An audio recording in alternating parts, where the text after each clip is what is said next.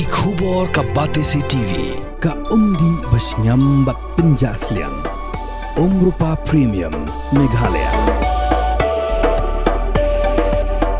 Ka East West Group of Institution Bangalore. Ka khot admission nakabenta ka nursing but paramedical course. Ka bala ithu da ka Indian Nursing Council. Ka buy admission ka badunatam.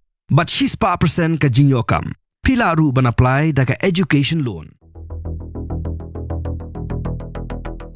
Nakawai ke Dhaba, ha Ghazipur, ha ke Jila, Uttar Pradesh. Ka Sonam kalapan phone na Trai Dhaba, Usahil Yadav, baka kwapan phone chayeng. Nawar baka don, hapren ke jing ek bakrao. Ha ke jing sengusen Utrai Dhaba, ula ya ka phone, bat ka phone cho Hynmen na jong ugovin Raghuvanshi, ban pente pa kadai ka biti. Namar bahayeng ki khot eka ka biti. Marsen yo ekran, Hynmen nget baka deka para la jong. Upha video call, bat hadien bau yo ha ka video call.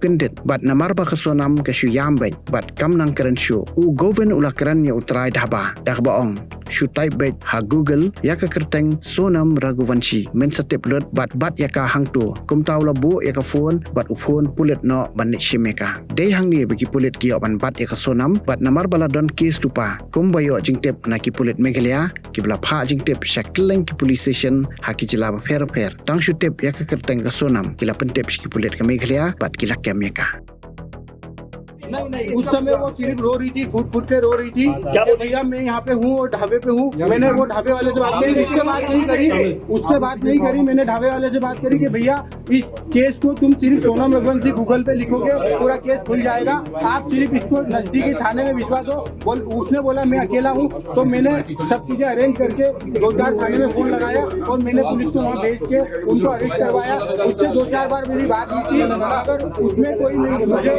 मैं ये नहीं पूछ पाया कि कैसे क्या करना कैसे क्या किडनैप हुआ क्या हुआ क्योंकि वो फुट के रो रही थी और घबराई हुई थी. From the hills of the east, a new voice rises. Hello Meghalaya, our state's first ever OTT platform streaming stories, music and dreams. From folklore to films, beats to breakthroughs, this is where culture meets creativity. Discover award-winning talents, breakthrough creators, and untold stories that deserves to be seen. From soulful podcasts to live streams and dreamers. This is your stage, your spotlight. Hello Meghalaya. Your story starts here.